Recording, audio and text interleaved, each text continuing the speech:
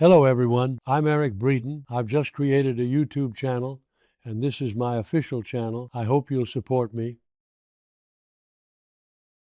The Young and the Restless Spoilers. Welcome back to our channel, everyone. It is a wildly unpredictable Tuesday, and we have an absolute mountain of drama to unpack today about what is currently unfolding in Genoa City. The dynamics are shifting rapidly, and the psychological warfare is at an all-time high. Let's just dive right into the madness because there is so much to cover. Okay, so I've been thinking about this, and I just cannot wrap my head around Jack Abbott right now. Like, I am staying up way too late just staring at my ceiling trying to understand the fundamental logic of what is happening here. Diane Jenkins asked for space. It is a very simple concept, right?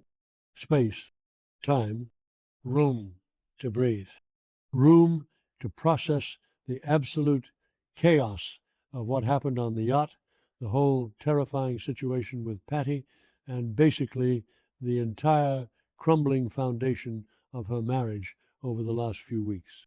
This is a completely reasonable request from a woman who has been through a genuinely complex, traumatic ordeal and just needs a minute to think. But Jack's brain just doesn't compute this. Wait, let me back up. Actually, no.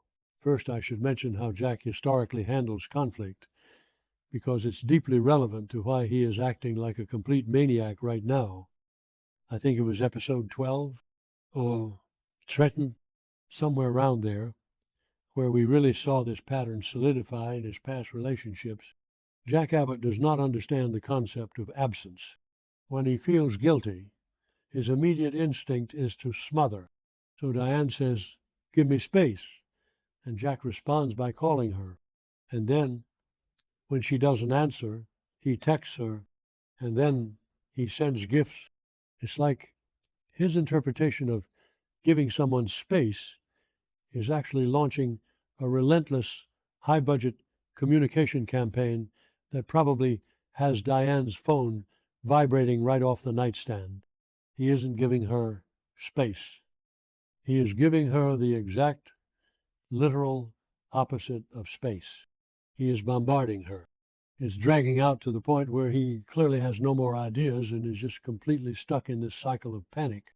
I mean, what kind of gifts do you even send a woman who just survived a yacht disaster and a confrontation involving Patty Williams?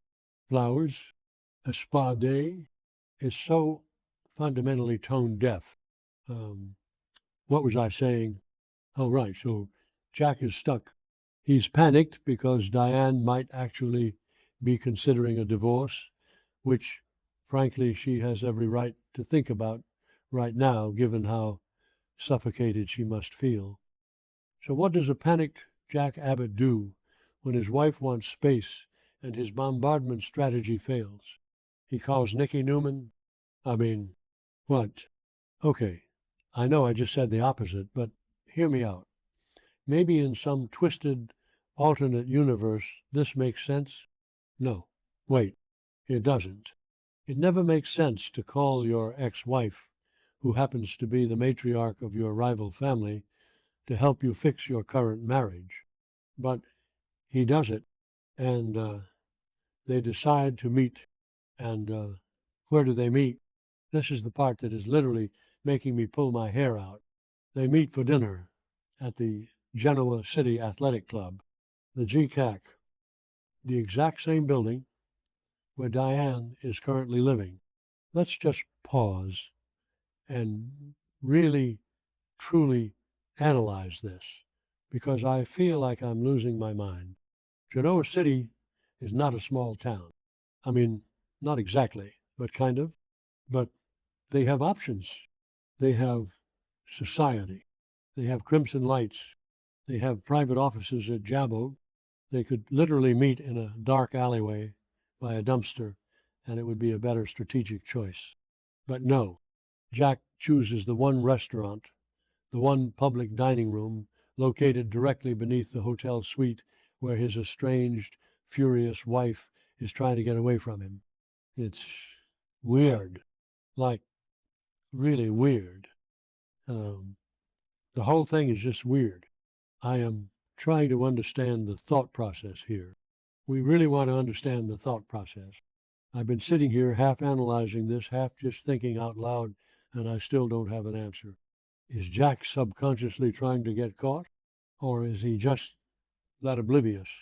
Like, fundamentally speaking, from a purely psychological standpoint, does he want Diane to walk in and see him with another woman so she feels a spark of jealousy? Or maybe not. I don't know. Jack isn't usually that manipulative. He's usually just, well, dumb when he's desperate. So Jack and Nikki sit down at the GCAC. They put their heads together. They are utilizing their collective brain power to solve the great mystery of how Jack Abbott can win back Diane's heart after the yacht disaster. Two smart people, one table, one problem. And what do they come up with? An endless stream of what appears to be the dumbest solutions possible. We don't know exactly what these solutions are. Probably doesn't matter, but I noticed that their entire vibe just screamed, we have no idea what we are doing. Are they planning a grand romantic gesture? Another yacht trip? Because that went so well the first time. What we do know is that this little brainstorming session doesn't produce anything actually helpful. It doesn't change the trajectory of Jack's situation. If anything, it makes it significantly worse. The very concept of Jack and Nikki sitting together at Diane's hotel, plotting to save Jack's marriage, sounds vaguely plausible on paper if you remove all context. But in execution, it is aggressively thoughtless. And let's talk about Nikki for a second. Why is she even there? Nikki has her own massive problems right now. Nick Newman is spiraling into a severe addiction. He is hitting rock bottom faster than anyone realizes, and Nikki is absolutely horrified. She and Victor are desperately trying to team up to save their son from the exact same demons Nikki herself has battled for decades. So why, in the middle of a literal life or death family crisis, is Nikki taking time out of her evening to eat a salad at the GCAC and help Jack Abbott figure out his love life? It makes no sense. But she does it because she and Jack have this weird, unbreakable codependency that always flares up at the worst possible moments. And Diane walks in.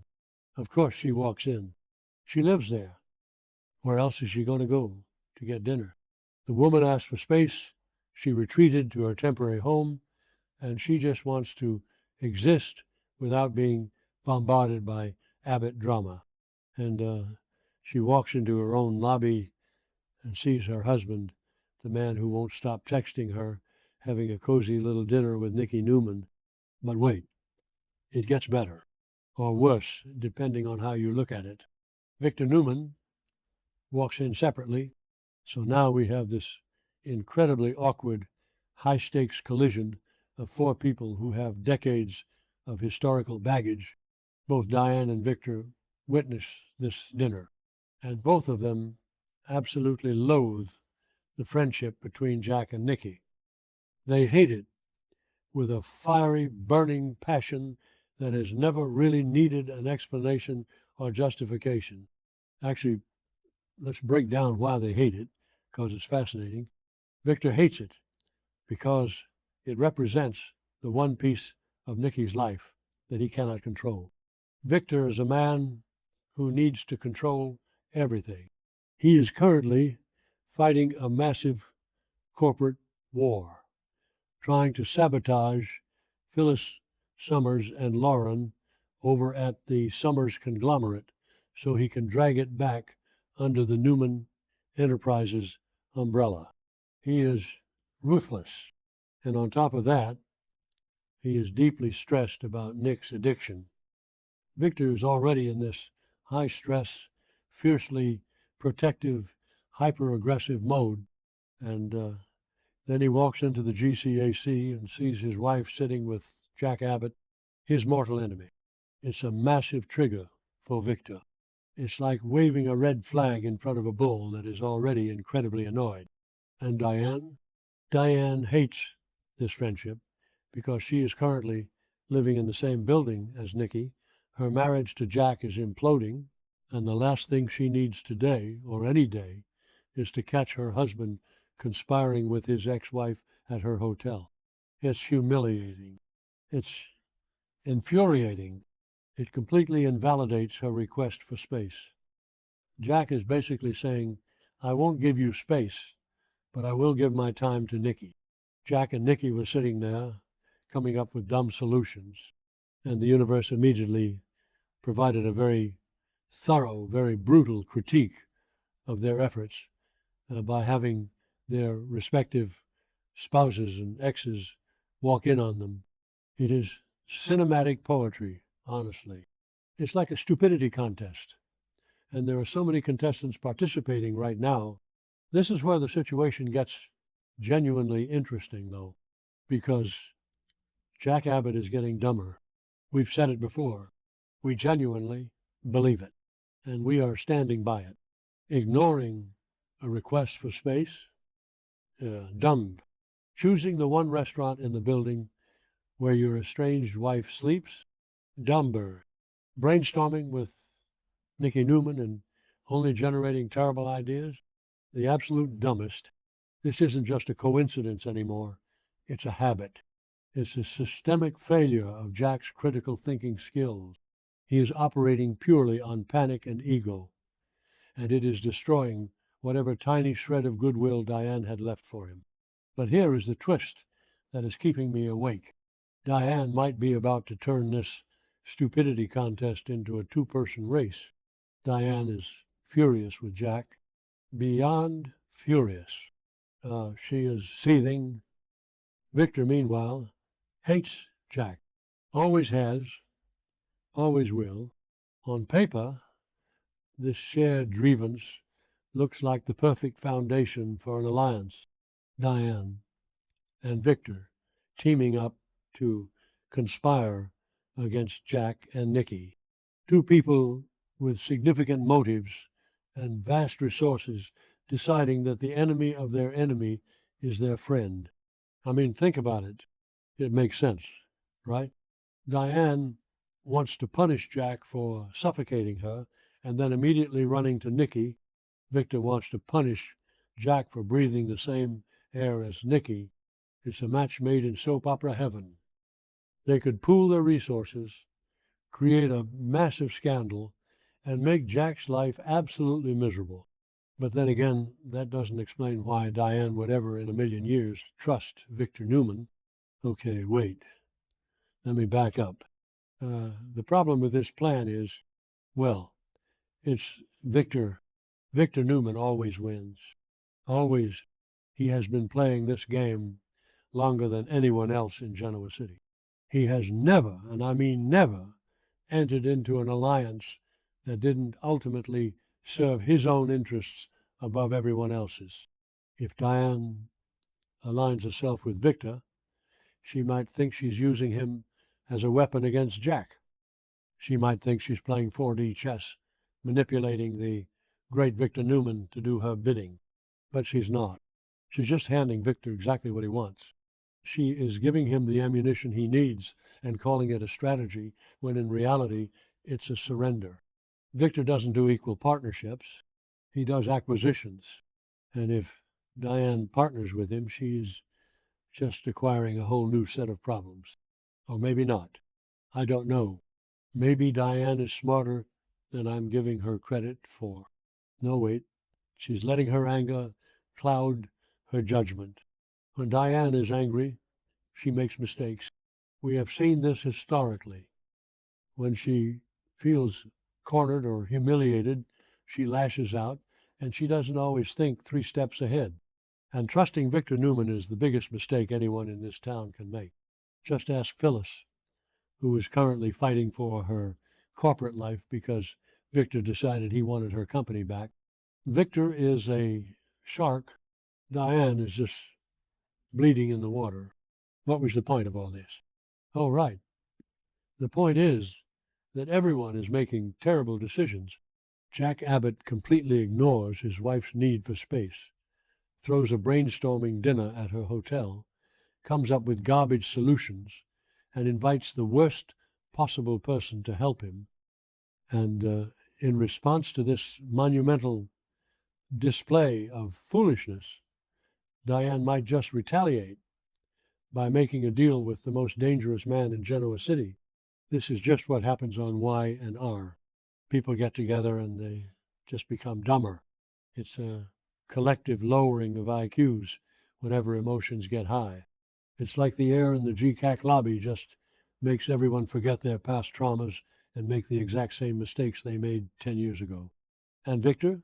Victor just stands there, watches everyone self-destruct, twitches his mustache, and wins. It's exhausting to watch, but I can't look away. I just keep analyzing it, trying to find the hidden genius in Jack's actions, but there isn't any. It's just a man who's terrified of losing his wife, so he accidentally does everything in his power to push her away. He is manifesting his own worst nightmare because he can't just sit on his hands and wait. And Diane is a woman who is so hurt and overwhelmed that she might just walk right into the lion's den just to spite her husband. I keep thinking about the exact moment they all made eye contact in that dining room. The sheer awkwardness of it. Jack probably tried to smile. Nikki probably looked incredibly guilty, even though they were just talking. Diane probably just stared daggers at them, and Victor probably just smirked. That's Schmirk. So, you know the one that says, I am going to destroy you, and you just handed me the blueprint. Anyway, I'm probably overthinking this, but I noticed that the way Victor looked at him, it wasn't just anger. It was calculation. He is already figuring out how to use this. He's dealing with the Phyllis situation. He's dealing with Nick's addiction. He's trying to hold his own family together. But he will always make time to destroy Jack Abbott. Always. It is his favorite hobby. And Diane is sitting in her hotel room right now, vibrating with rage, probably looking at her phone as Jack sends his 47th text message of the day. And she is thinking, you know what? Maybe Victor Newman isn't so bad. And that thought right there is the most dangerous thing happening in Genoa City today. I guess we'll see what happens next week. But right now, my money is on Victor. It's always on Victor. Okay, I'm going to stop rambling now, but seriously, Jack needs to get it together before he loses everything, and Diane needs to realize that the enemy of her enemy is still Victor freaking Newman. Wait, did I say that right? Yeah. Basically, the whole thing is just a mess. A beautiful, complicated, deeply frustrating mess. And I am going to be awake until 3 a.m. trying to figure out what Jack's next terrible idea is going to be.